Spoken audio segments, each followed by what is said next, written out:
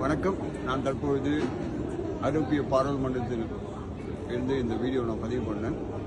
இங்கே வந்ததுக்கான நோக்கம் மறைந்த வழக்கறிஞர் திரு ஆம்ஸ்ட்ராங் அவருடைய படுகொலை கண்டித்தும் அவருக்கு நடந்த இந்த அநீதியையும் தமிழ்நாட்டில் நடக்கிற மனித உரிமை பிரச்சனைகளையும் இங்கே இருக்கிற ஐரோப்பியன் பாராளுமன்றத்தில் இங்கே இருக்கிற எம்பிங்களோட அங்கே நடக்கிற அநியாயங்களையும் மக்கள் சந்திக்கிற பிரச்சனைகளையும் நாங்கள் விவாதம் பண்ணுறதுக்காக வாய்ப்பு கேட்டு இங்கே வந்திருக்கிறோம்.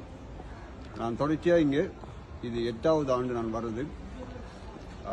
இந்த வருஷம் நாங்கள் முதலாவது விஷயமாக பதிவு பண்ண போகிறது தமிழ்நாட்டில் நடந்துகிட்டு இருக்கிற தொடர்ச்சியான கொலைகள், அதால் பாதிக்கப்படுற விஷயங்கள், இதை பற்றி எல்லாத்தையும் நாங்கள் இங்கே தெளிவாக பதிவு பண்ணுறதுக்காக இங்கே வந்திருக்கோம்.